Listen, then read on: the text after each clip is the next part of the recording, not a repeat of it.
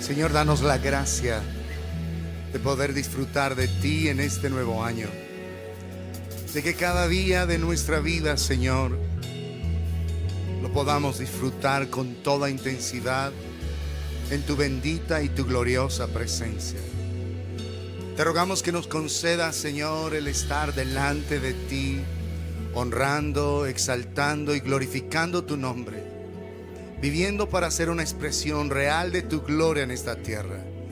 Bendícenos en este día y ayúdanos a ser conscientes de tu voz, Padre, para gloria de tu nombre en Cristo Jesús. Amén y amén.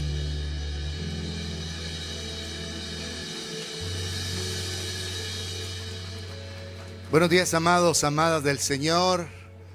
Un feliz, bendecido año en la presencia del Dios Todopoderoso. El año pasado estuvimos hablando de la obra del Espíritu Santo en cada uno de nuestros corazones. Estuvimos hablando sobre la necesidad de nacer de nuevo, ser una expresión de su gloria en esta tierra. Hablamos de los atributos del Espíritu Santo en favor de nosotros. Hablamos de cada uno de esos atributos que el Señor manifiesta para nuestras vidas. Hablamos de la necesidad de ser hombres y mujeres con nuestros sentidos espirituales despiertos, con la capacidad de ver al Señor, de escuchar su voz, de percibir su presencia, de gustar constantemente de su benignidad. Y hablamos al final acerca de que nosotros necesitamos caminar en esa sensibilidad en el Espíritu, discerniendo permanentemente su voluntad.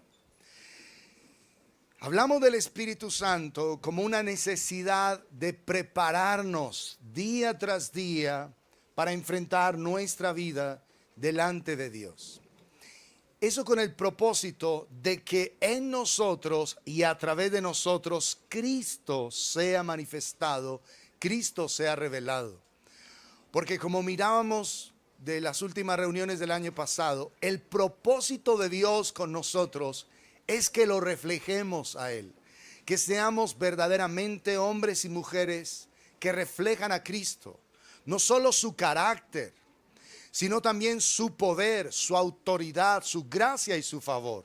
Ese es el destino de Dios para cada una de nuestras vidas. Dios en esta tierra nos da 70, 80, 90 años. Algunos que son porfiaditos llegan a los 100. Pero esos años que Dios nos da en esta tierra es con el propósito de que permitamos a Cristo formarse en nuestras vidas. Eso es lo único verdaderamente importante. A Dios no le va a importar cuántos viajes hiciste, cuánto dinero hiciste, cuántas propiedades tienes. Dios no le va a importar eso. El día que tú y yo nos presentemos delante de Dios, lo único verdaderamente importante es cuánto de Cristo está en nosotros. Eso es lo único importante. Y eso es lo que hoy, primer domingo de este año, tenemos que evaluar. ¿Cuánto de Jesús está en nuestras vidas? ¿Cuánto de Él está en cada uno de nosotros? Y vamos a empezar a mirar en las parábolas de Jesús verdades acerca del reino de Dios.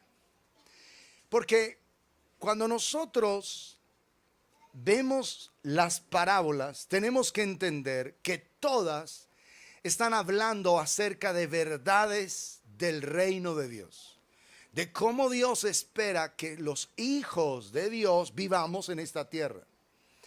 Pero para que nosotros podamos ser transformados, necesitamos someternos a Jesucristo como nuestro Señor.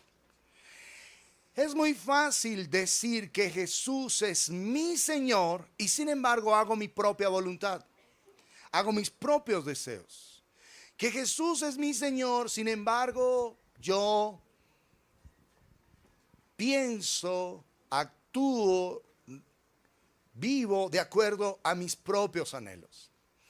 Y al estar hablando de las parábolas, nosotros podemos pensar que una parábola es una ilustración de la verdad del reino de Dios, de verdades profundas del reino de Dios. Pero la palabra parábola en hebreo está asociada al gobierno de Dios, a lo que Dios quiere establecer en su reino. Parábola está asociada a gobierno, al reino de Dios. Por eso Jesús permanentemente está diciendo, por lo cual el reino de los cielos es semejante a el reino de los cielos. Así que el reino de los cielos tiene que ver con el gobierno de Dios, con la autoridad de Dios, con el poder de Dios siendo establecido. La misma palabra parábola en hebreo también se traduce como proverbio. Es exactamente la misma palabra. Entonces, nosotros hemos en ocasiones leído las parábolas de Jesús como, bueno, una historia y tiene una verdad y tan chévere y me parece bonito. Pero no, eso no es solo bonito. Son verdades profundas del reino de Dios siendo reveladas a través de las parábolas. Y por eso nos vamos a empezar a referir a la parábola más famosa que existe en los evangelios. ¿Cuál es? No. ¿Qué es eso? La parábola del hijo pródigo. Vamos a Lucas capítulo 15.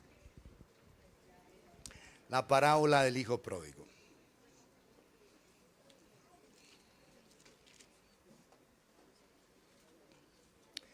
Vamos a leer desde el verso 11.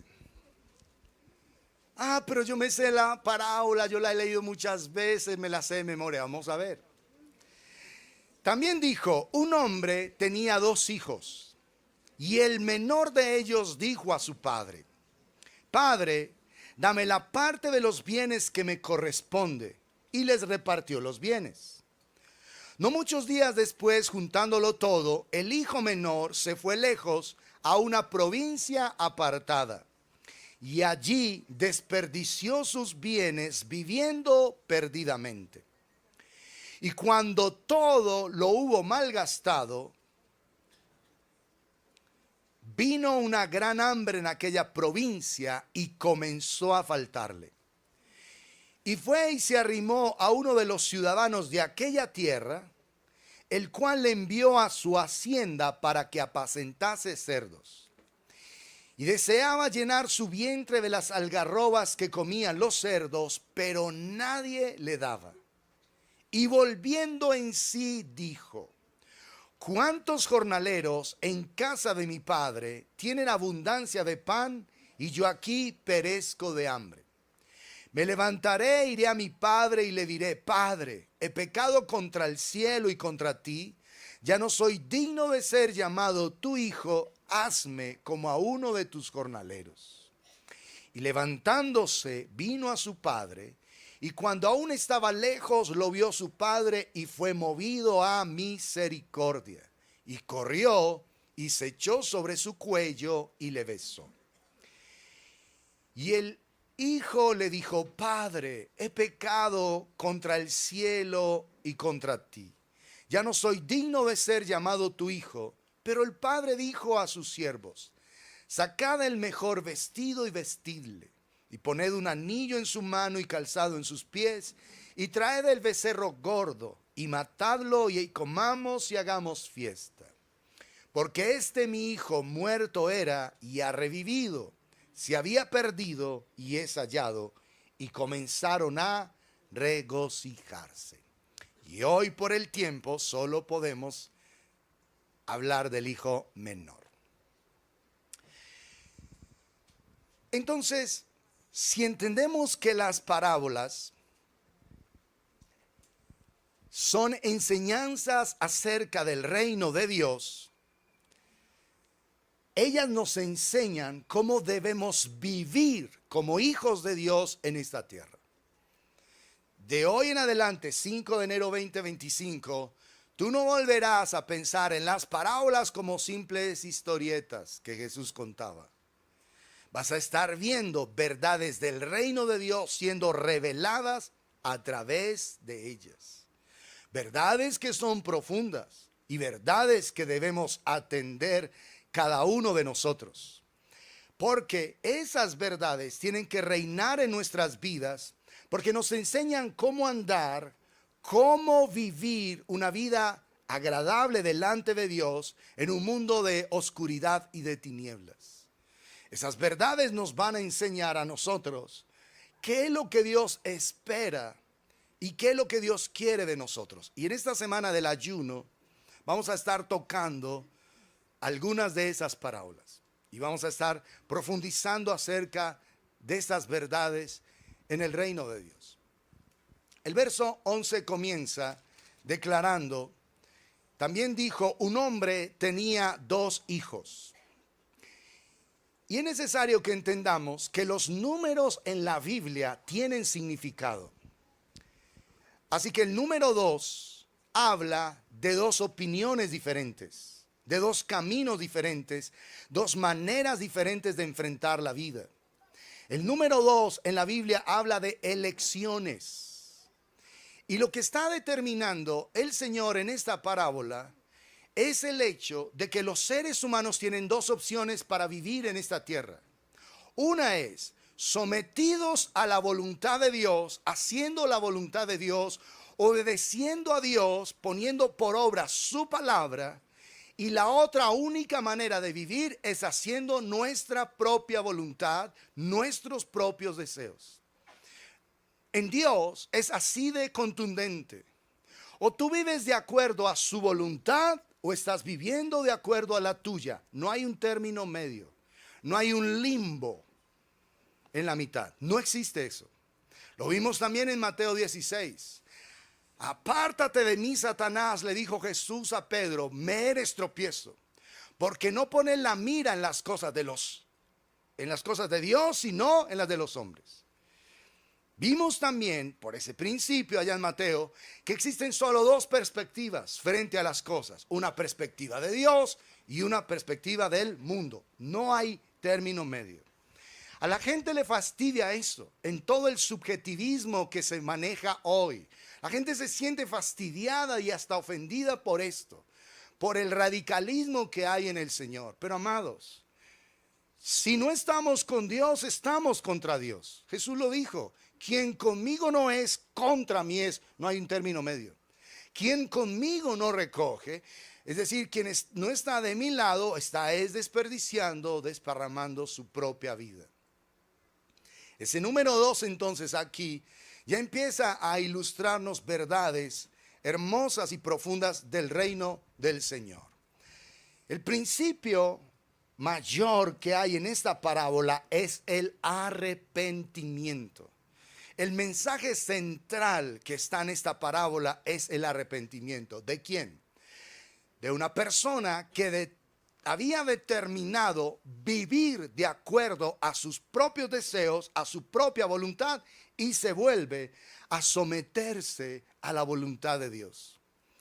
Por eso, si nosotros vamos a ser transformados, la determinación que tenemos que tomar es hacer de Jesucristo nuestro Señor. En otras palabras, voy a hacer su voluntad, voy a obedecer su palabra, voy a someterme a los designios de Dios. No existe otra manera de ser transformada.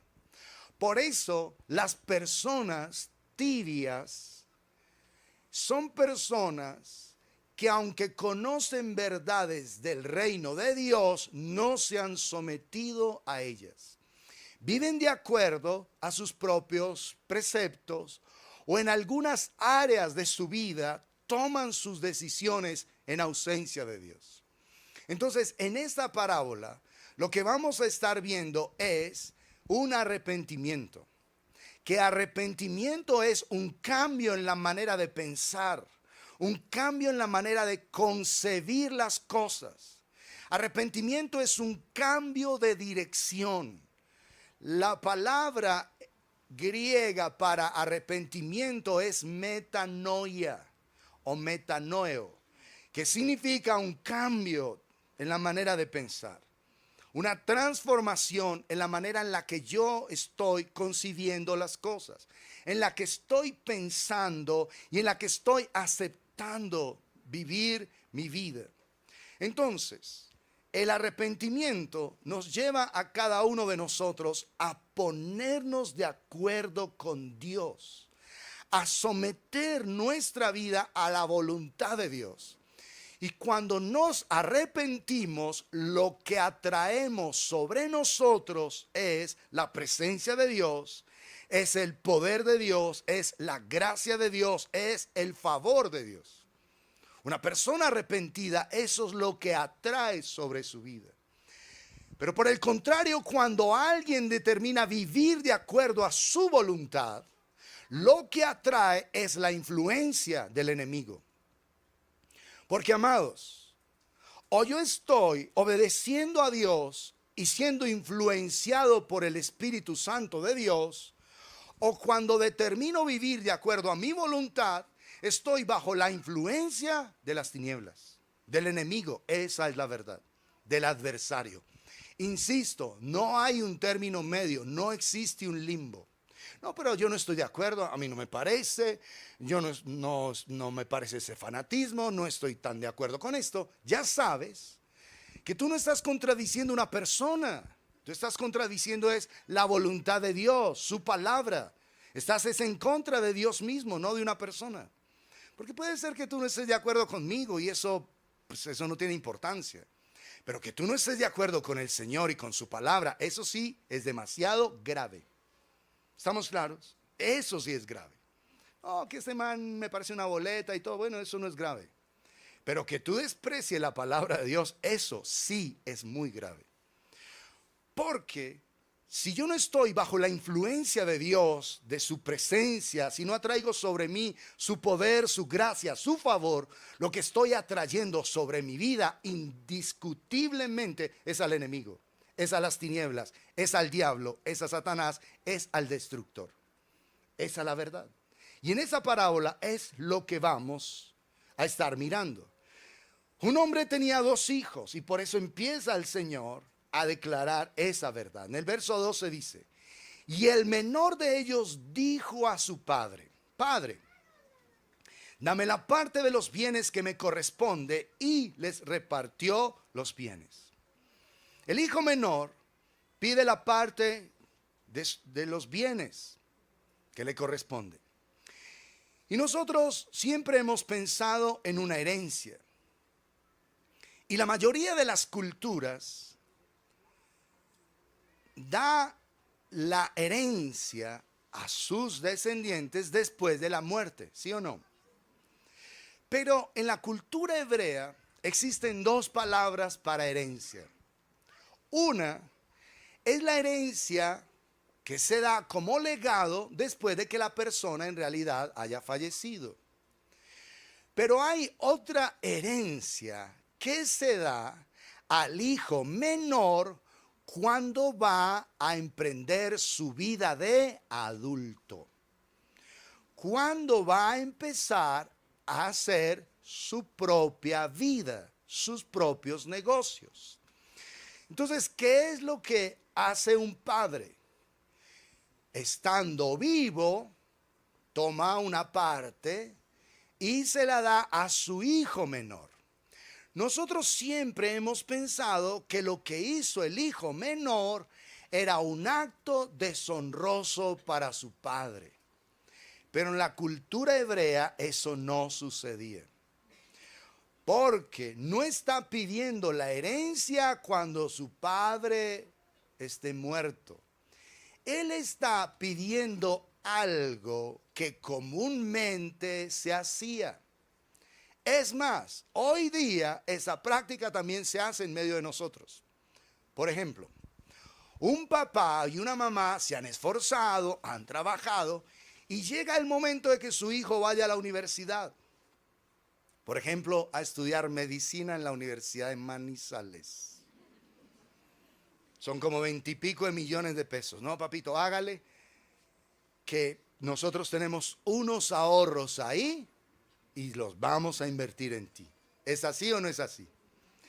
Esa es la figura a la que la Biblia está haciendo referencia.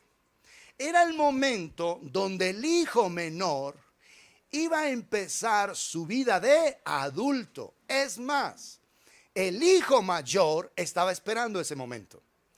Porque cuando eso sucediera, al hijo menor se le daba la plata para que él emprendiera. Al mayor se le encargaba la administración de todos los bienes de su padre. Él era el encargado de eso. Porque miren que el padre en el versículo 12 no presenta ningún reproche. No está ofendido. No se siente deshonrado. Al contrario, reparte los bienes. Nosotros en español no alcanzamos a mirar algo que hay ahí en ese versículo. El menor de ellos dijo a su padre: dame la parte de los bienes que me corresponde, y les repartió los bienes. Ese repartir es dividir su vida. Y la expresión que aparece allí, vida, les repartió su vida, es una raíz que es bio o bios con B mayúscula. De donde para nosotros viene la palabra biología. ¿Qué es lo que la Escritura está diciendo en ese versículo? Esa palabra representa los bienes que el padre ha conseguido a lo largo de su vida. Y ese padre que ama a sus hijos, entonces literalmente lo que hace es repartir su vida. ¿Entienden eso? Su vida.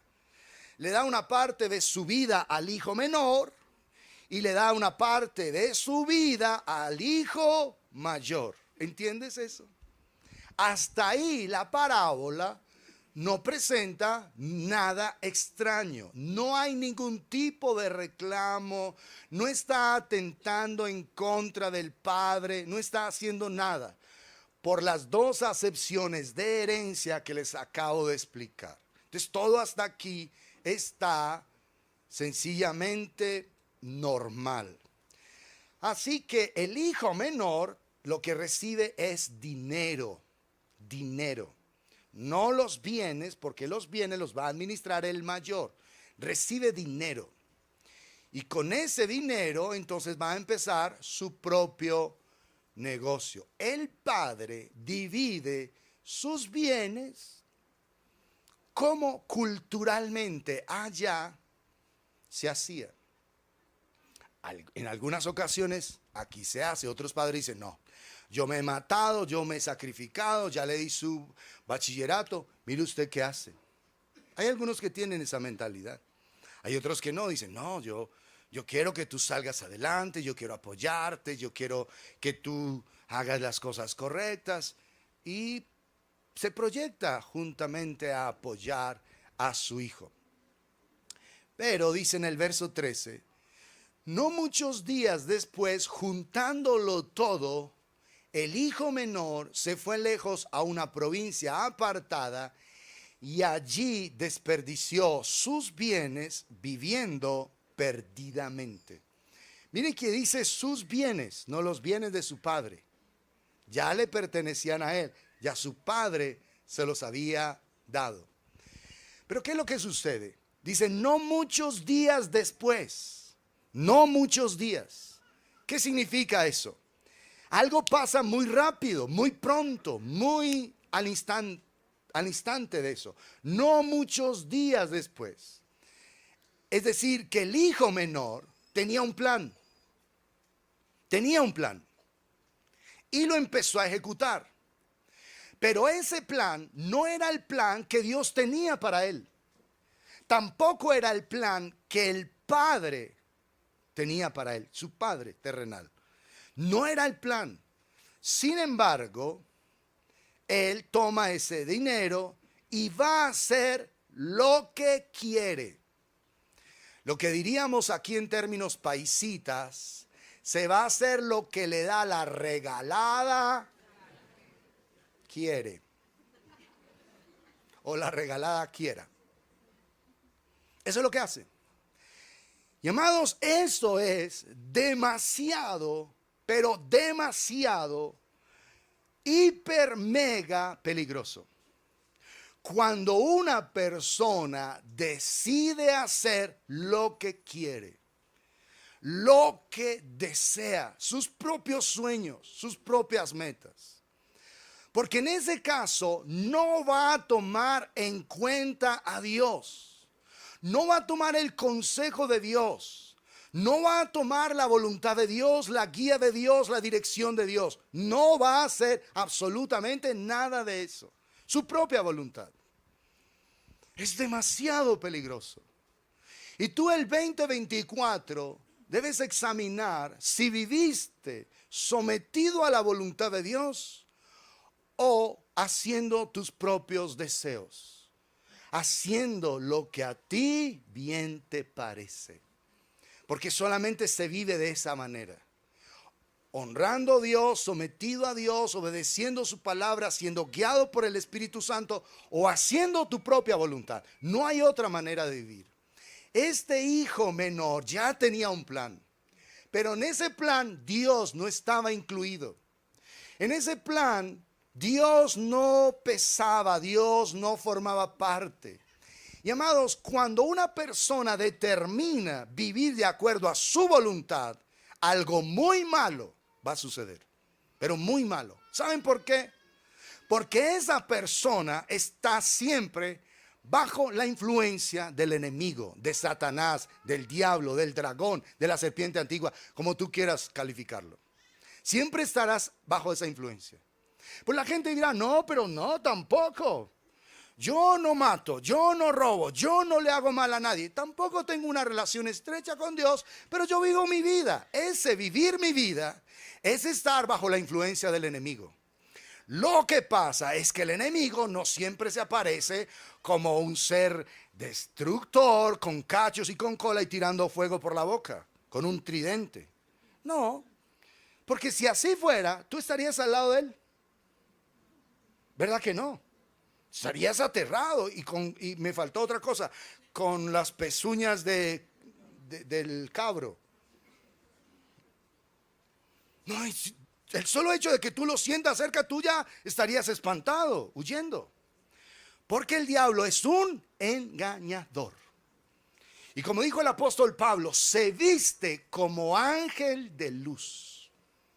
Y al ser vestido como ángel de luz, todo lo que él te propone es en apariencia bueno. En apariencia es especial, en apariencia es bacanísimo.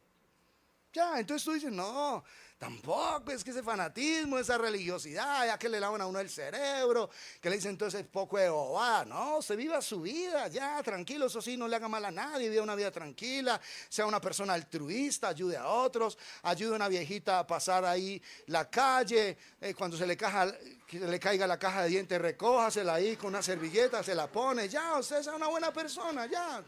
Listo, usted no tiene problema. No necesita esa exageración. No necesita esa vida así. Simplemente viva su vida. Eso es un consejo del diablo. Esa es la realidad. Esa es la verdad, amados. Y por eso, entonces, es muy peligroso determinar vivir así. Y hoy, primer domingo del año, tú vas a decidir hoy cómo vas a vivir este año. Porque es año de gracia y de misericordia. ¿Cuántos seres queridos vimos partir el año pasado? ¿Cuánta gente se fue de esta tierra? Dios te está dando la misericordia de tener una nueva oportunidad a cada uno de nosotros. Entonces, hoy determinamos cómo vamos a vivir este año. La Escritura dice allí en nuestras traducciones dice, se fue a una provincia apartada. La Nueva Versión dice, poco después el hijo menor juntó todo lo que tenía y se fue a un país lejano. Así lo traduce, país lejano. Y saben que esa traducción es exacta. País lejano, es literal. Así es como se traduce desde el griego. Un país lejano. Ahí tú lo ves en la Nueva Versión Internacional. ¿Qué significa irse a un país lejano? Porque en nuestras traducciones, una provincia apartada podría dar a entender que, como él es un judío, Jesús está hablando para judíos, pues se fue a un lugar por allá bien apartado de Israel. No, en realidad se fue a un país lejano. Ahora, ¿esto qué implicaciones tiene? Gracias por preguntarme. Implica que la tierra de Israel está conectada con los mandamientos de Dios. Aunque los hijos de Israel recibieron la ley de Dios en el monte Sinaí, en Arabia Saudita, ellos empezaron a vivir conforme a la ley, a la palabra, cuando entraron a la tierra prometida. Entonces piénsenlo. Cuando este hombre decide, es un judío, decide salir de la tierra de Israel y vivir en un país lejano, lo que está diciendo es, no quiero nada con Dios, ni con su palabra, ni con sus promesas, ni con esta tierra que está ligada a Dios y a sus promesas para mí. Es decir, no quiero nada con Dios, quiero vivir mi vida en ausencia de Dios. ¿Ha escuchado eso de pronto de hijos calaveras? Ojalá nunca lo tengas que escuchar. Y ojalá, si hay algún calaverita por ahí, hoy pueda tomar la decisión de regresar al camino verdadero de Dios. Entonces, esa acepción que dice a un país lejano, nos está diciendo a nosotros que Él quería hacer su propia voluntad. No quería nada de Dios, no quería nada que lo conectara a Dios, ni a su palabra, ni a sus mandamientos, ni a sus promesas, nada con Dios. Quería hacer su propia voluntad. Y de esa manera, entonces él se puso bajo la influencia del enemigo. Y al estar bajo la influencia del enemigo, nunca se tomarán buenas decisiones. ¿O sí? ¿Qué decisión buena se va a tomar?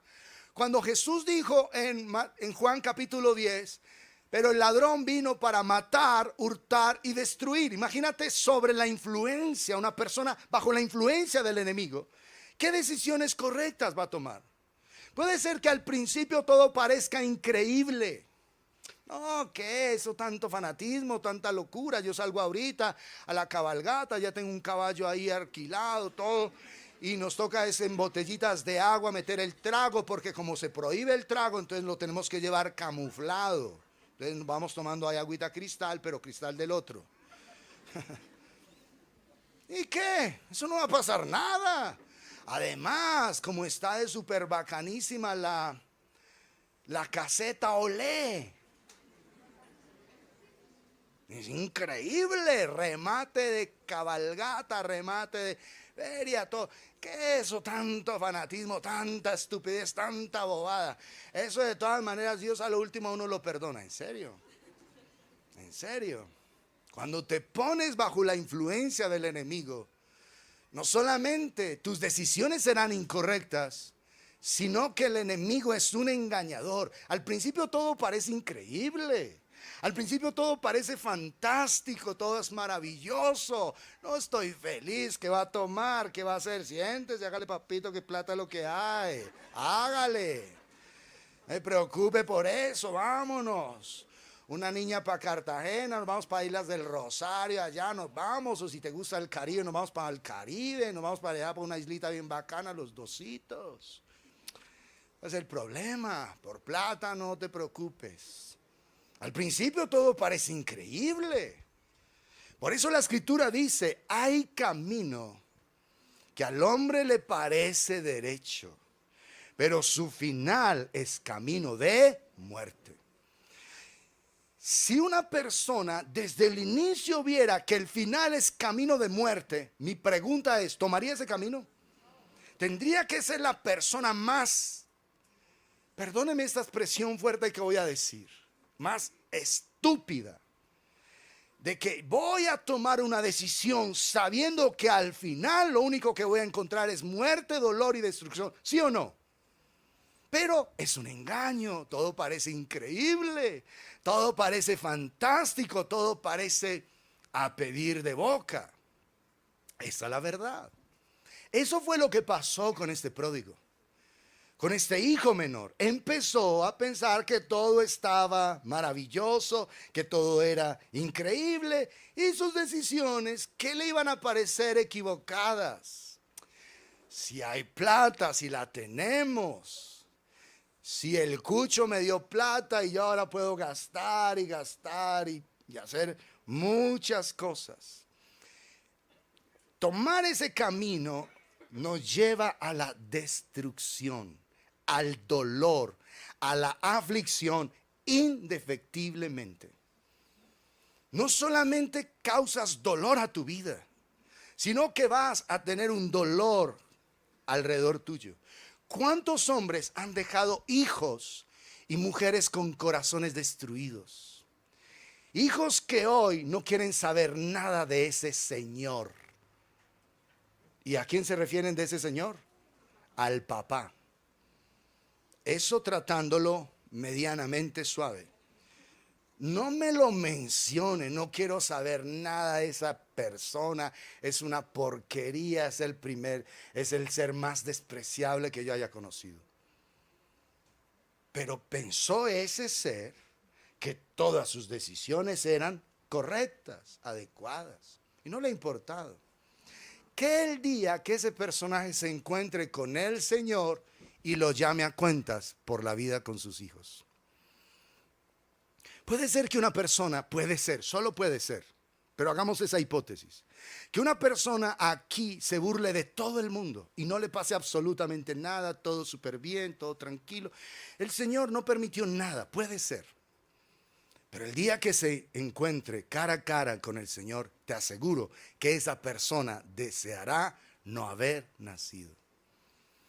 Y no solamente lamentará sus decisiones equivocadas por un corto periodo de tiempo, sino por toda la eternidad. Que yo no creo en el infierno. Bueno, estás bajo la influencia del maligno. Al diablo, ¿qué le va a interesar que tú creas en el infierno? ¿Qué le va a interesar al diablo que tú creas en la vida después de la muerte? ¿Qué le va a interesar? ¿Qué le va a interesar al diablo que una persona crea que hay eternidad al lado de Jesús? Más bien le va a decir, no, si una persona es demasiado mala se muere, y cuando se muere ya, ahí llega a su final, como algunas sectas lo declaran. Hay sectas muy conocidas y famosas en la tierra que dicen eso. Que no, que un Dios tan bueno como va a echar a una persona al infierno, que eso no, que en qué cabeza cabe. Si un papá tan bueno, si uno aún siendo pecador le da dolor ver a su hijo sufrir, ¿tú crees que un padre como el Dios eterno le va a placer permitir una persona al infierno? No, eso es pura mentira. Y esas son doctrinas infernales que justifican caminos completamente equivocados. Porque a ese padre le costó la vida de su santísimo hijo en la cruz del Calvario para podernos traer a salvación, para podernos tener de vuelta junto a él. Entonces no es una cosa pequeña. El desprecio a ese amor glorioso que Jesús le manifestó al Padre y que el Padre nos manifestó en Jesús a nosotros, causa una ira en Dios que enciende las llamas del infierno. Porque imagínate un ser que ni siquiera agua, en un jadeo de muerte, ni siquiera agua en la cruz pudo recibir. ¿Qué le ofrecieron? Vinagre. Vinagre mezclado, dice en otras de los evangelios, con hiel. Una cosa amarga. Ni siquiera, o sea, fue tanto el desprecio que le hicieron a su santísimo hijo, que en vez de compadecerse a alguien de acercarle un poco de agua, lo que hicieron fue darle vinagre. ¿Te imaginas con una sed espantosa y que recibas vinagre? entonces no me digas que un Dios tan bueno no va a permitir el infierno. Porque ese mismo Dios permitió estertores de muerte en la cruz del Calvario para podernos justificar a cada uno de nosotros. Si a ti el diablo te ha dicho que el infierno no existe, estás muy mal discipulado. Tu maestro no es Jesús ni su palabra. Tu maestro es el diablo. Ya. Así que tú considera lo que quieras considerar. Porque cada uno elige si va a someterse a la voluntad de Dios o va a ser su propia voluntad. Es que yo no creo, es que a mí no me parece bueno. O sea, es tu voluntad y siempre estarás bajo la influencia del enemigo. Esa es la verdad. Aunque te creas muy buena gente, aunque te creas muy buena persona, porque ahora repartiste natillita a tus empleados con buñuelo, esos sí fríos, pero de todas maneras lo repartiste y toda la cosa y te creas muy linda persona. No, no te engañes. De Dios nadie se burla. De Dios absolutamente nadie se burla. Así que este pródigo, este hijo menor, dice en el verso 13, no muchos días después, ejecuta su plan, juntándolo todo, el hijo menor se fue a un país lejano, a un país distante. Ya lo entendimos. Y allí, ese allí implica que él en ese lugar empezó a tomar decisiones equivocadas. En ese país lejano, apartado de la voluntad de Dios, haciendo su propia voluntad, en ese lugar, empezó a vivir perdidamente. Allí desperdició sus bienes viviendo perdidamente. Hazte una pregunta. Hazle una pregunta a tu propio corazón. ¿Estás haciendo la voluntad de Dios? ¿O estás allí donde el enemigo quiere que estés? ¿Dónde estás tú?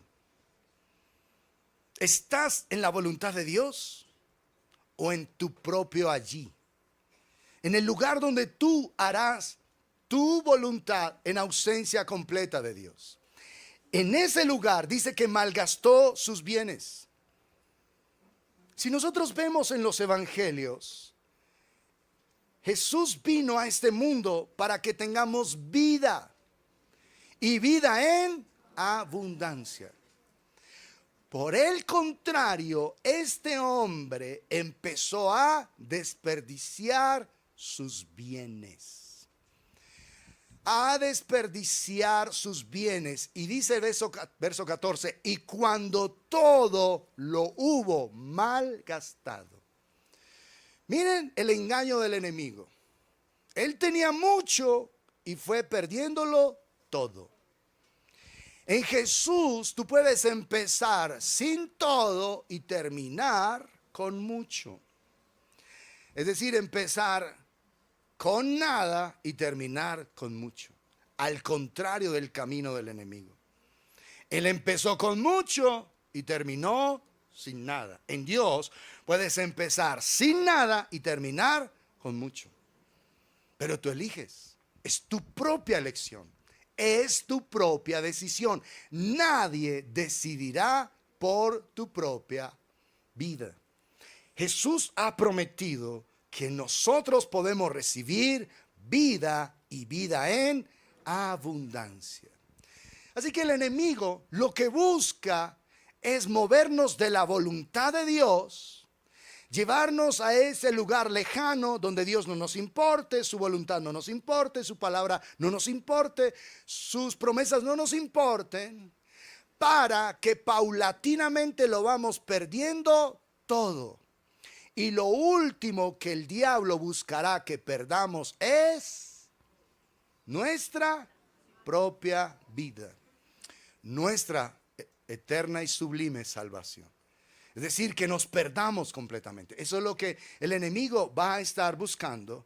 Pero Dios quiere que tengamos la abundancia del fruto del Espíritu Santo para estar en la abundancia de su gozo, de su amor, de su paz, de su paciencia, de su benignidad.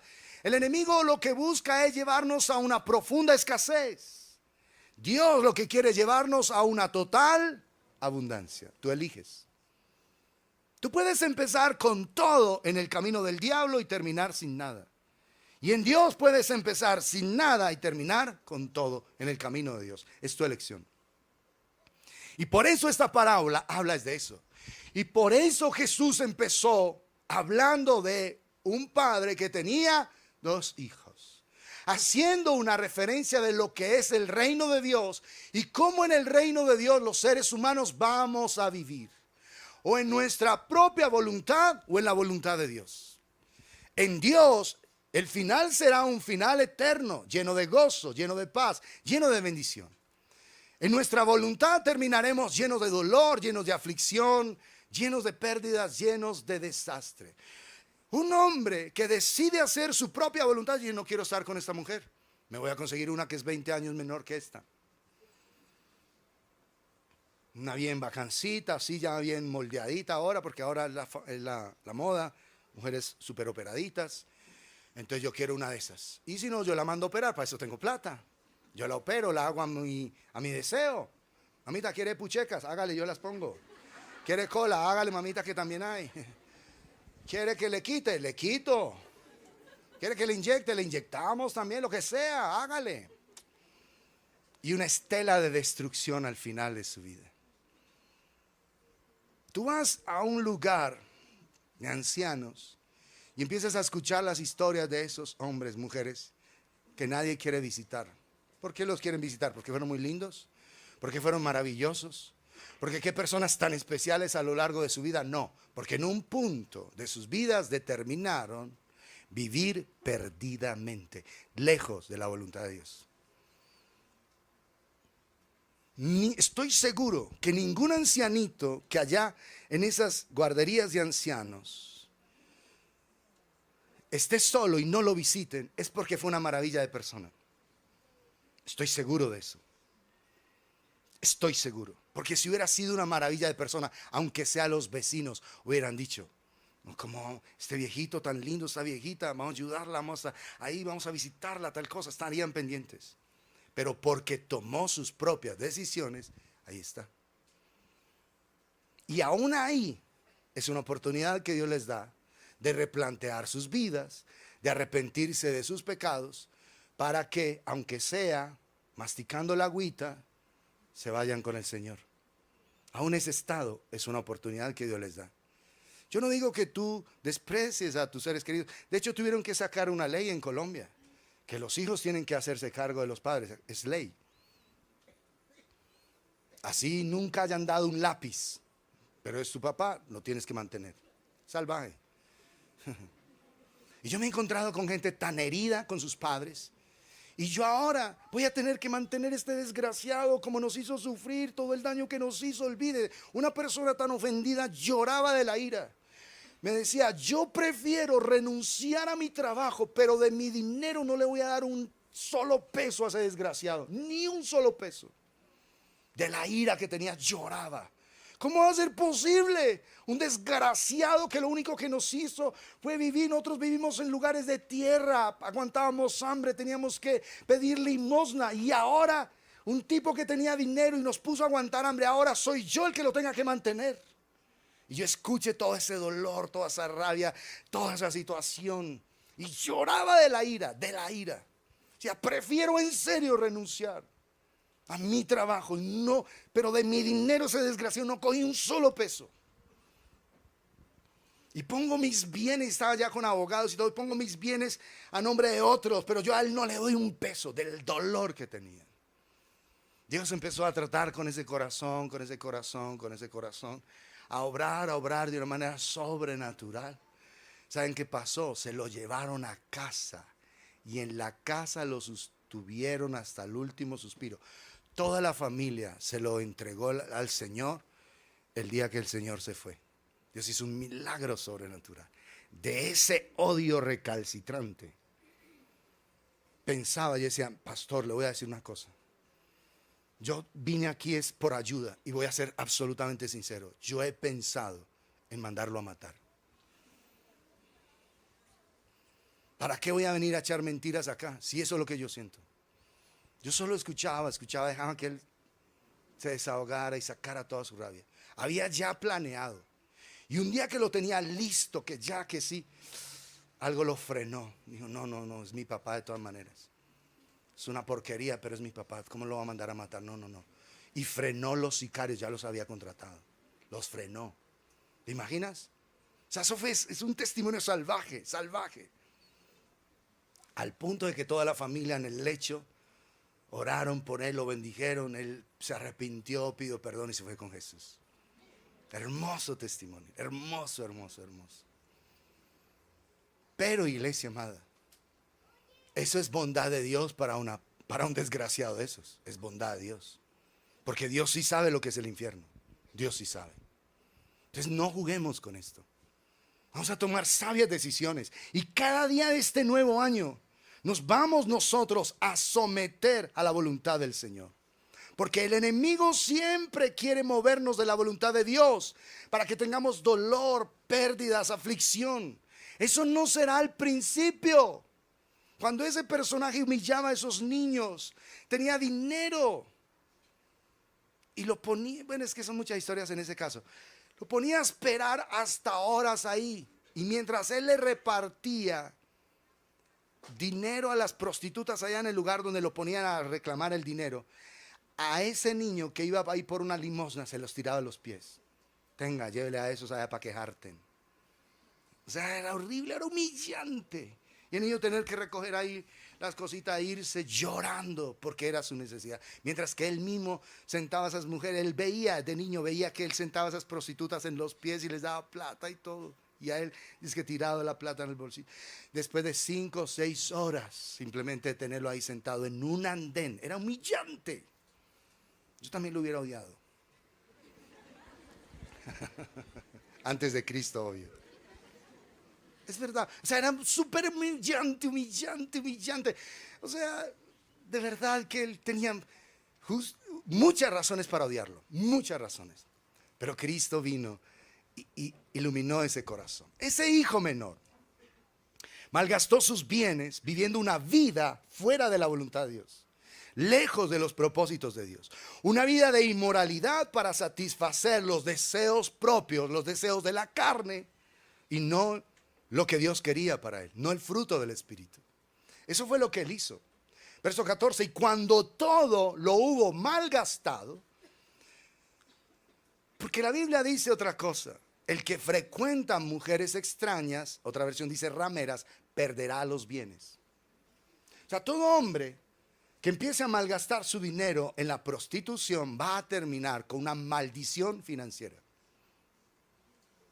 Esos hombres que aquí en nuestro argot popular se conocen como los lecheros, que dan plata a las mujeres y todo, que sí, terminan en una maldición, tienen una pobreza, una escasez impresionante.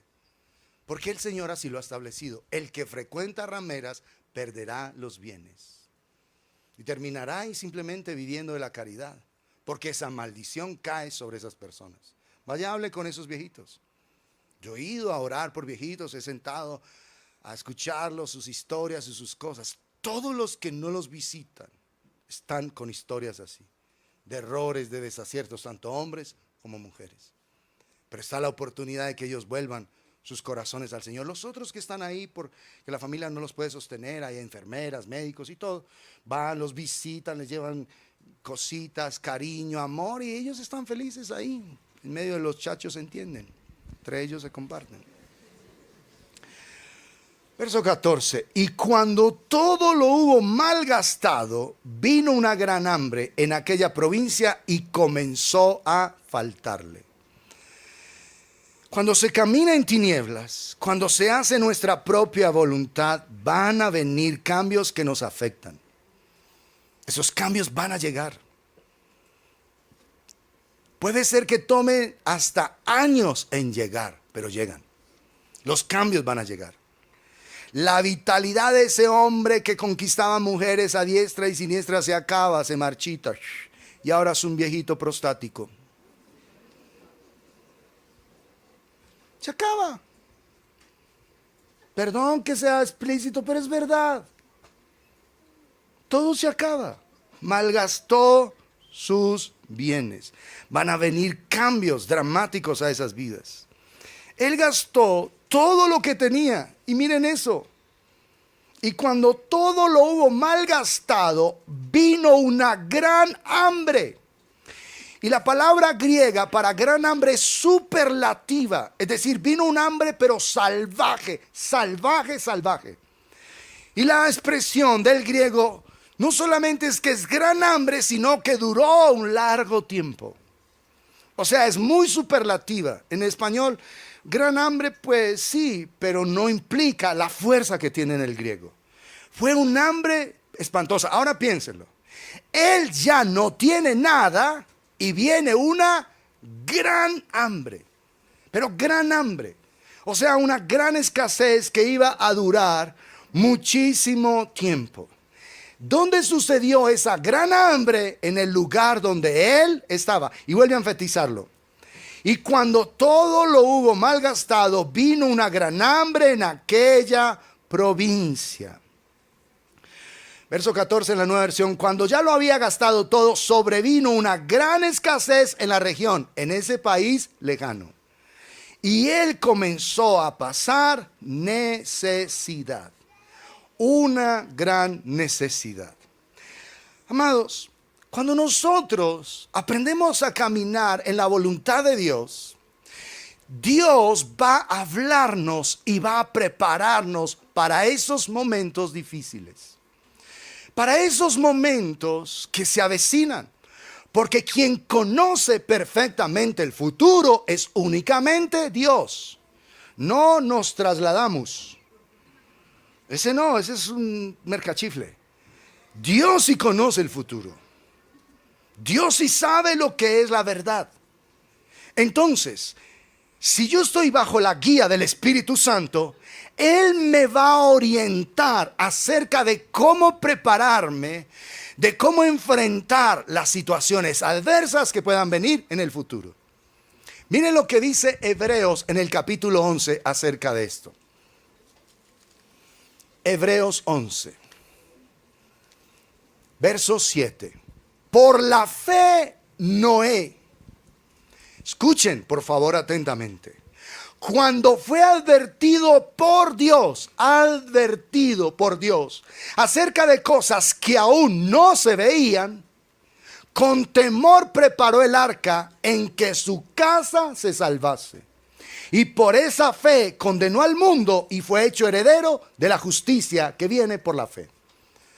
Cuando Dios dijo que iba a traer un juicio, entonces encontró un hombre que halló gracia ante él, tenía respeto por Dios.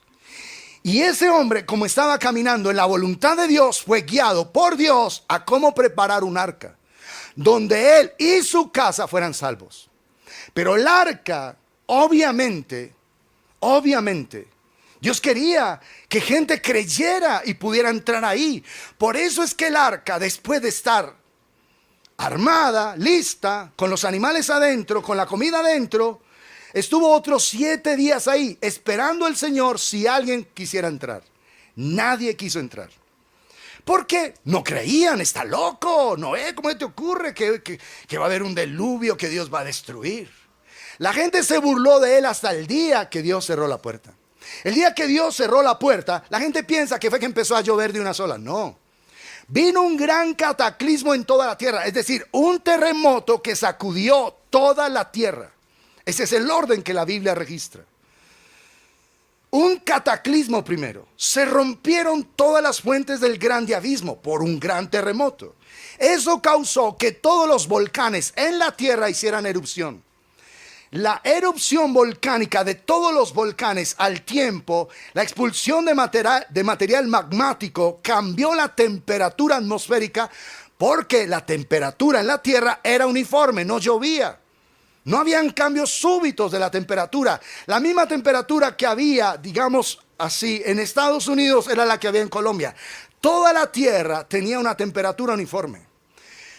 La erupción volcánica cambió la temperatura atmosférica global y el agua que Dios había puesto en la parte alta, en Génesis 1 tú lo lees, que servía como de filtro y permitía como un efecto invernadero en toda la tierra, fue la que se precipitó a las aguas. ¿cuándo empezó la gente a reunirse en torno al arca?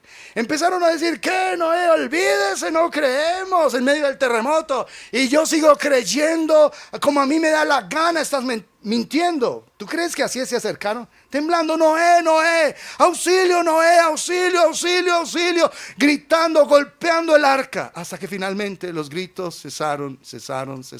Todo el mundo pereció. ¿Es así o no es así? Entonces mira, por la fe Noé, cuando fue advertido por Dios acerca de cosas que aún no se veían, con temor preparó el arca en que su casa se salvase. Lo mismo sucedió en 1998, cuando Ecuador cambia su moneda por toda la crisis económica que había allá, de sucre al dólar. Para esa época yo iba muchas veces a Ecuador a predicar, a Guayaquil, a Quito. Y había una situación que se estaba presentando. Dios hizo una advertencia. Para ese momento en que dolarizaron la economía ecuatoriana, el sucre, el dólar valía 4,000 sucres. 4,000 sucres era la paridad que había. Porque para esa época, ustedes saben que los sucres valían muy poquito. O sea, la gente iba allá y compraba, y el peso nuestro era muy fuerte allá en Ecuador. No sé si algunos del Antiguo Testamento recuerdan eso. Para esa época yo iba frecuente allá y el Señor empezó a hablar. Y les dijo a los empresarios cristianos que se prepararan. Que todas las deudas que tenían en dólares las convirtieran en sucres. Y que todos los sucres que tenían los convirtieran en dólares. Porque para ese momento era comprar $1 por 4,000 sucres. Cuando hicieron la paridad y cambiaron de dólar, y es la moneda oficial de Ecuador, la paridad fue a 25,000 sucres por dólar. Entonces imagínate la gente que cambió sus sucres a dólares, compró a 4,000 y ahora puede vender a 25,000. Pero la gente que tenía deudas en dólares y lo que tenían era sucres, ahora está completamente al contrario. En esa época hubo un caos que eso no salió en las noticias. Yo me di cuenta porque estaba allá. En esa época yo fui a dar algunas conferencias incluso en las universidades de allá. En esa época hubo empresarios que se suicidaban, se tiraban de los puentes. Un empresario, el más grande empresario de Guayaquil, un hombre muy grande, tenía muchísimas deudas y se multiplicaron sus deudas porque las tenía en dólares y sus inversiones estaban representadas en sucres, en moneda local. Ese hombre se lanzó de un puente y muchos empresarios lo hicieron. No salió en Latinoamérica esas noticias porque no querían que el Fondo Monetario Internacional, el Banco Mundial, empezara a ser cuestionado, pero la gente sufrió allá un caos. Esos hombres a los cuales Dios les habló, los previno y todas sus inversiones. Imagínate, esa gente multiplicó en 6 su dinero. Así de sencillo. Todo lo volvieron dólares, pero a 4,000 sucres por dólar. Imagínate. O sea, por la fe, cuando eres advertido, o sea que cuando tú caminas en la voluntad de Dios, Dios lo que te va a contar es qué pasará mañana. Hijo, haz esto, haz aquello, prepárate de esta forma, prepárate de esta manera, vas a hacer esto, no hagas aquello.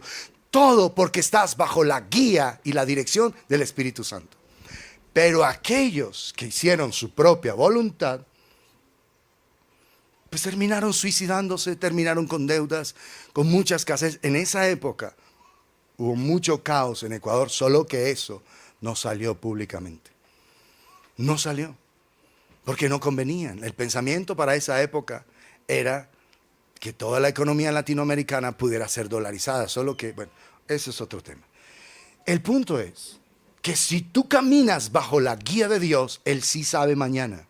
Él sí sabe qué debes hacer y qué no debes hacer. Por eso necesitas depender del Espíritu Santo día tras día de este nuevo año. Tomar decisiones que lo honren a Él, que glorifiquen verdaderamente al Señor. No te vas a comportar como un hijo necio que hace su propia voluntad. Como un hijo que va a despilfarrar todo lo que el Señor te ha dado. Porque cuando nosotros andamos en obediencia a la palabra, el Espíritu nos guía para estar preparados en el futuro. Porque lo que viene no son cosas fáciles. Desde el 7 de octubre de 2023, el mundo entero cambió. Y cada vez tú ves cómo el enemigo ha rodeado a Israel. Y ahora Israel, defendiéndose, por ejemplo, de los hutíes en Yemen, cómo ha levantado la desaprobación internacional. Cómo hoy hay un odio hacia el pueblo judío. Saca una bandera de Hamas, no hay problema. Saca una bandera de Irán, no hay problema. Saca una bandera de los palestinos, no hay problema. Saca una bandera de Israel. Hace unas 2 o 3 semanas atrás, un hombre sacó una bandera de Israel y aquí lo estaban golpeando. Aquí, un hombre de acá de esta congregación, lo estaban golpeando. Le quitaron la bandera y la estaban pisoteando de Israel. Un odio que se ha levantado. Todo para que se cumpla la profecía de Zacarías 14. Se levantará un odio hacia Israel. Así que tú debes guardar tu corazón porque ellos son el pueblo judío. Son el pueblo de Dios, de ahí viene la salvación, de ahí vienen las promesas. Y Jesús, cuando venga por segunda vez, no va a venir a Londres, no va a venir a París, no va a venir a no sé, a cualquier otra ciudad, vendrá a Jerusalén. ¿Entiendes? Ese es el pueblo de Dios, es la tierra de Dios. Entonces ten cuidado con eso. No te dejes meter todo el engaño y las mentiras de la prensa antisemita en la tierra. Tú bendices a su pueblo, le pides a Dios que lo cubra, que lo guarde y que Israel, aquellos que sean sensibles, vuelvan su corazón al Dios Todopoderoso. Así que el enemigo busca llevarnos lejos de la voluntad de Dios para provocar dolor, escasez, hambre, miseria, aflicción. Pero al contrario, Dios quiere que tengamos vida y vida en abundancia. Esa fuerte hambre que vino sobre la tierra, imagínense, ¿vino a dónde? Al lugar que el hijo menor había escogido. Fue a ese lugar. Es decir, cada vez que tú estás lejos de la voluntad de Dios, en ese lugar, lejos de la voluntad de Dios, lo que viene es dolor, destrucción, muerte. Por eso la Biblia dice, hay camino que al hombre parece derecho, pero su fin es camino de muerte, es camino de dolor, es camino de aflicción. Así que, amados, ese es el lugar que él había escogido. Él no quería nada con Dios, no quería nada de la voluntad de Dios. Él quería libertad y no quería obedecer a Dios. Se fue al lugar donde podía hacer sus propios deseos, sus propios sueños, lejos de Dios. No quiero nada, nada con Dios. ¿Le parece similar a lo que mucha gente hoy día hace? Siempre va a venir dolor, siempre va a venir aflicción. Ahora preguntémonos, ¿estamos siendo guiados por el Espíritu Santo de Dios? ¿Estamos haciendo la voluntad de Dios o nuestra propia voluntad? ¿Estamos haciendo nuestros propios designios? ¿O estamos siguiendo el liderazgo del Señor? Amados, hay muchos cambios que están viniendo y que el Señor anunció. Miremos Lucas capítulo 21.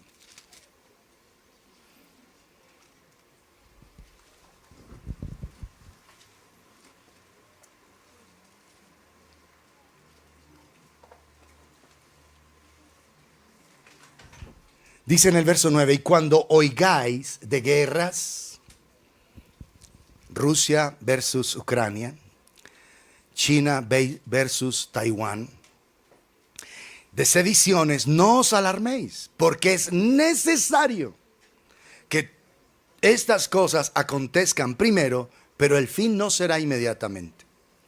Entonces les dijo, se levantará nación contra nación y reino contra reino. Y habrá grandes terremotos y en diferentes lugares hambres, pestilencias, COVID-19. Habrá terror y grandes señales en el cielo. Es lo que estaba declarando. Así que, amados, Jesús dijo que para el tiempo del fin habían todas estas cosas, pestes, guerras, hambres, terremotos. Pero cuando caminamos en la voluntad del Espíritu Santo, sometidos a Él, bajo la guía de Él, tendremos acceso a la advertencia, a la guía, a la dirección de Dios, la presencia de Dios y el poder de Dios estará disponible para cada uno de nosotros. Entonces tú debes elegir hoy: ¿estoy haciendo las cosas a mi voluntad o a la manera de Dios? ¿Vivo mi vida atendiendo mis propios deseos o los deseos de mi Padre Celestial?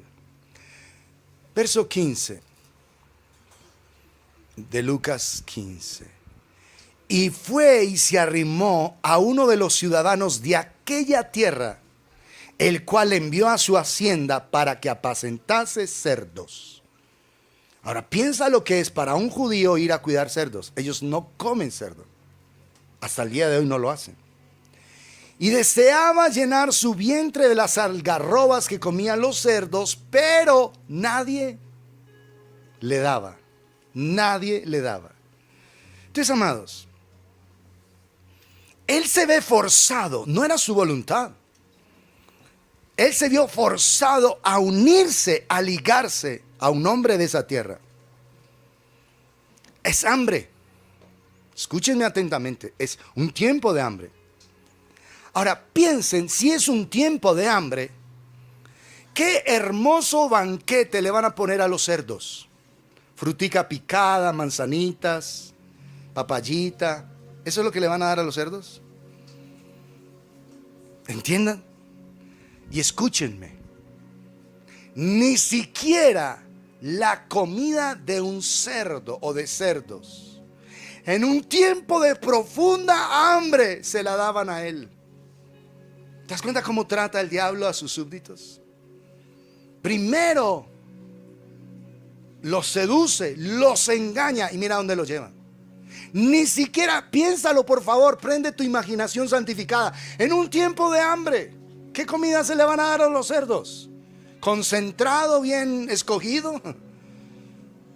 Y ni siquiera esa comida se la daban a él. Llegó ese hombre a valer menos que un cerdo, ¿sí o no? Por lo menos a los cerdos le daban comida, ni siquiera a él le daban la comida de los cerdos. O sea, miren al estado donde llegó. Perdió todo. Por la fuerza se tuvo que unir a ese hombre. Y en medio de eso, el único trabajo que da es el trabajo más peyorativo para un judío. Lo peor de lo peor de lo peor. Ir a cuidar cerdos. Pero ¿cómo sería la situación que él acepta? Fue allá. Y en medio de esa condición está pasando tanta hambre, tanta necesidad, que anhela llenar el vientre de la comida de los cerdos. Y ni siquiera se la daban. Un estado, allá lleva el diablo a las personas, a un estado deplorable, de engaño, de mentira y de total destrucción. Ni siquiera esa comida. Contrario a lo que es el pueblo de Dios, el pueblo de Israel. Ellos tienen una ley, por lo menos en esa época la tenían. Si tenían esclavos y ellos no tenían cómo sustentar, dar la comida a los esclavos, los tenían que dejar libres.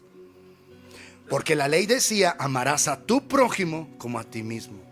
O sea, imagínate a dónde había caído. Lejos de la voluntad de Dios. No hay amor al prójimo, no hay respeto, no hay nada. O sea, ni siquiera la comida de un cerdo le daban a esa persona. Y eso es lo que Jesús está ilustrando. De a dónde llega una persona cuando determina vivir su propia voluntad. Pero bendita sea la misericordia de Dios, que dice: y volviendo en sí, bendita sea esa misericordia, dijo. Y aquí el Padre empieza a tomar nuevamente relevancia. ¿Cuántos jornaleros en casa de mi Padre tienen abundancia de pan y yo aquí perezco de hambre? Jesús está contando la historia de un hombre judío. Así que como judío y como ser humano tenía un llamado, un propósito. Pero él no estaba interesado en el propósito de Dios para su vida. Escogió su propio propósito. Y mire dónde lo llevó el diablo. Es lo que pensaba para su propio destino. pero ahora estaba recibiendo el resultado de sus propias decisiones. Así que, amados, ese hombre que anhela comer de la comida de los cerdos, el Señor toca su corazón por el Espíritu. Porque ese volver en sí es que en medio de la gran aflicción oyó la voz de Dios y lo hizo consciente. Quien pueda hacer consciente a una persona de su pecado, quien la redarguye de su maldad, solo es el Espíritu Santo. Por eso es que la cantaleta de una mamá no funciona. El llanto de la mamá, menos. La cantaleta de una esposa no cambia a un marido. Ni sus ruegos, ni su manipulación. Nada cambia a una persona. Solo el poder del Espíritu Santo. Solo eso. Él abre su corazón al Espíritu. ¿Cuántos jornaleros en la casa de mi Padre tienen abundancia de pan y yo aquí perezco de hambre? Me levantaré. Y nosotros pensamos que levantarse es salir de una posición. Pero esta palabra griega es la palabra que se usa también para resurrección. Así que cuando dice me levantaré, es que Él fue resucitado. ¿Quién es el único que puede darle vida a un corazón? El Espíritu de Dios. Es por el Espíritu que nacemos de nuevo. O sea que ese hombre fue redarguido, reconoció su maldad, he pecado contra el cielo y contra ti, ya no soy digno de ser llamado tu hijo, hazme como a uno de tus jornaleros. Cuando dice que me levantaré, Él fue resucitado. Y ese es el mensaje de la salvación, amados. Que por el poder del Espíritu Santo, una persona que ha estado totalmente equivocada puede ser resucitada. Puede venir nuevamente a disfrutar de la casa del Padre y a disfrutar de ese amor maravilloso e inmerecido y sublime que el Padre tiene por cada uno de nosotros. Ese me levantaré está hablando de una resurrección, del poder glorioso de la resurrección. Así que, amados, mientras que el enemigo lo quería tener en ese lugar sometido, el Espíritu Santo tenía un propósito con su vida. El Espíritu de Dios lo estaba levantando.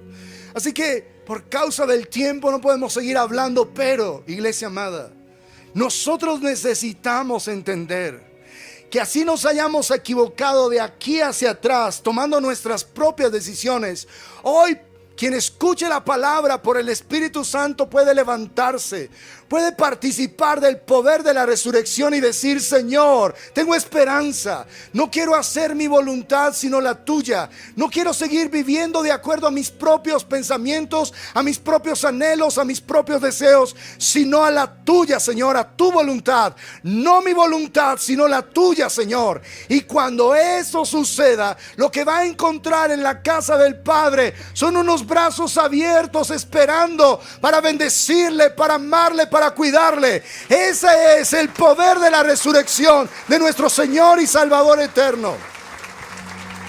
Eso es lo que Dios tiene. Hay oportunidad hoy.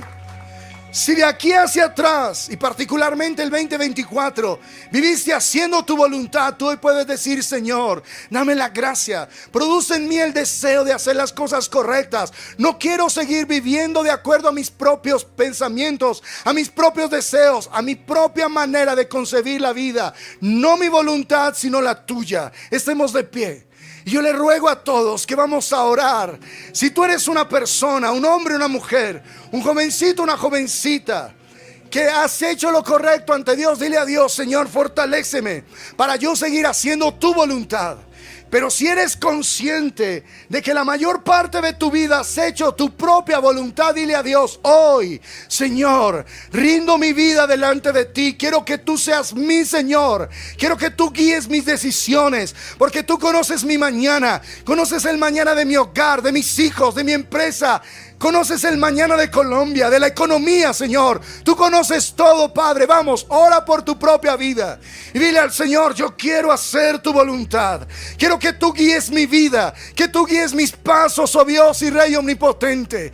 Quiero que cada día de este nuevo año, Señor, yo acepte vivir de acuerdo a tu propósito, en las verdades de tu reino, Señor. Quiero que hagas de mí una persona llena del Espíritu, una persona que manifieste la grandeza de tu nombre. Vamos, ora por tu propia vida y te ruego, no tu voluntad, sino la de Dios, sino la palabra de Dios, sino la obediencia a Dios. Dile: Señor, hazme obediente a tus palabras, hazme obediente a tus dichos, a tu consejo, Señor. No lo que yo quiera, Padre, no lo que a mí me parece, no lo que yo conciba, sino tus deseos. Dame tu corazón, dame tu perspectiva. Bendito Dios, para mi familia, para mis seres queridos, dame tu perspectiva para cada situación. Vamos, ora, conecta tu corazón al Dios omnipotente y dile: Señor, que cada día de este año mis decisiones sean correctas, mis decisiones sean guiadas solo por el Espíritu Santo. Que tú bendigas mi vida, mi profesión, mis negocios, mis finanzas, mi salud, Señor. Quiero estar en tu voluntad, no quiero estar lejos de ti, no quiero estar alejado de tus propósitos, no quiero estar alejado, Señor, de tus planes para mi vida. Bendíceme, dame gracias, Señor, de obedecerte. Dame gracias, Señor, de caminar fielmente delante de ti. Tu gracia sea sobre mi vida. Tu gracia, Señor, en todo lo que yo hago, en todo lo que yo vivo, en todo, Señor, lo que yo hablo, Padre. No mi voluntad, sino la tuya, Señor. Yo quiero vivir de acuerdo al destino tuyo. Mis sentimientos reflejándote a ti, mis pensamientos reflejándote a ti, mis acciones reflejándote a ti, mi carácter siendo un reflejo tuyo, Padre de gloria. Bendíceme, Señor, bendíceme, Señor. Produce en mí el querer como el hacer, por tu buena voluntad. Padre, por tu gracia, dirige esta casa, Señor. Que sean tus planes, que sean tus propósitos, que sean tus sueños y tus anhelos en cada uno de nosotros, Señor. Queremos andar en este año en tu voluntad, haciendo lo correcto delante de ti, haciendo lo grato delante de ti, Señor. No nuestra voluntad, sino la tuya. Todos aquellos hijos menores que han vivido perdidamente, que puedan regresar a la casa del Padre, que puedan regresar a la casa del Padre, que puedan conocer, Señor, tu amor. Que todos los pródigos que hay en medio de nosotros regresen su corazón a ti y a la casa del Padre. Dios omnipotente, redargúyelo, Señor, donde quiera que ellos están ahora. Oramos por nuestros padres, nuestros hijos, hermanos, tíos, sobrinos, primos, abuelos, Señor. Todos los que son pródigos, que regresen. Vuélvelos en sí, Señor. Vuélvelos a la casa del Padre. Que hagamos tu voluntad, solo tu voluntad y no la nuestra, Padre. Bendícenos, Señor. Bendícenos, Padre, y provoca en nosotros un deseo sobrenatural de obedecerte y de caminar fielmente delante de ti. Padre, para la gloria de tu nombre, te lo pedimos, Señor, en Cristo Jesús, Señor nuestro.